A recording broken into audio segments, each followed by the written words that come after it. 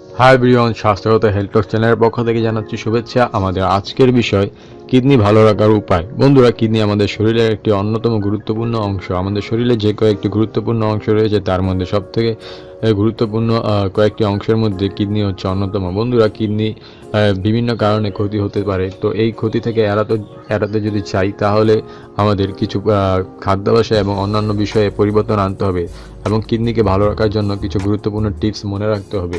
তো প্রথমেই যেই টিপসটি বলবো সেটি হচ্ছে কিডনি ভালো রাখার জন্য বেশি বেশি আপেল খান। বন্ধুরা, প্রচলিত আছে যে প্রতিদিন একটি আপেল খান আর ডাক্তার থেকে দূরে থাকুন। কথাটি কিডনির ক্ষেত্রে প্রযোজ্য, কারণ আপেলে রয়েছে উচ্চ আঁশযুক্ত খাবার।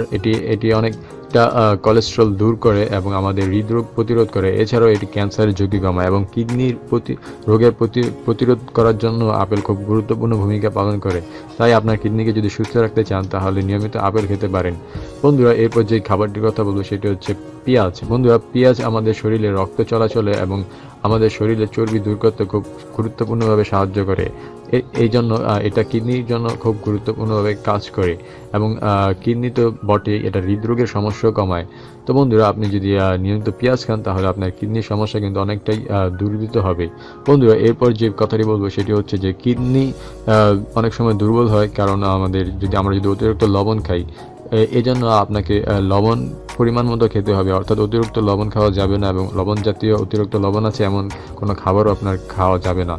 তো এই জন্য আপনাকে বলা হলো যে মনে রাখতে হবে যে লবণ কম খেতে হবে এবং যে পরে যে কথাটি বলবো সেটি হচ্ছে মাছ বেশি বেশি খেতে হবে। অর্থাৎ আপনি যদি মাছে রয়েছে প্রচুর পরিমাণে প্রোটিন এবং ওমেগা 3 এবং অ্যান্টি ইনফ্লুমেন্টারি ফ্যাক্ট, যা কিডনিকে সুস্থ রাখে। বন্ধুরা, আপনি যদি নিয়মিত মাছ খান তাহলে আশা করা যাচ্ছে যে আপনার কিডনি সুস্থ সবল থাকবে। বন্ধুরা, এছাড়াও আপনি কিডনি সুস্থ রাখার জন্য লাল ক্যাপসিকাম খেতে পারেন। বন্ধুরা, লাল ক্যাপসিকামে আছে পটাশিয়াম এবং যা কিডনি সুস্থ রাখতে সাহায্য করে এবং vitamin C, vitamin A, vitamin B6, folic acid ও ফাইবারও আছে।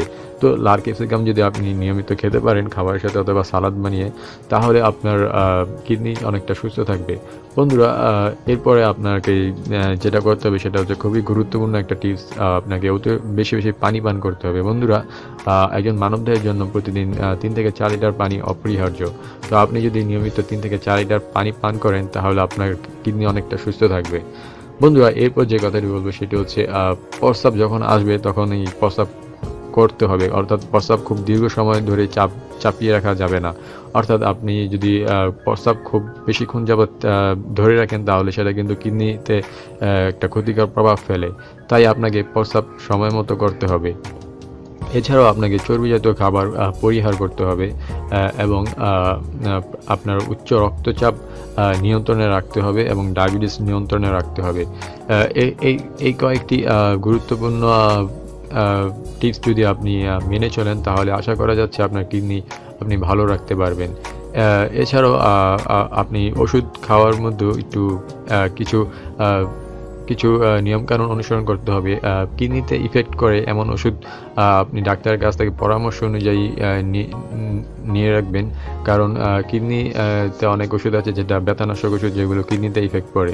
তাই এক্ষেত্রে আপনি অভিজ্ঞ ডাক্তার দ্বারা আপনি জেনে নেবেন যে আপনার জন্য এই ওষুধটা খাওয়া ঠিক হবে কিনা।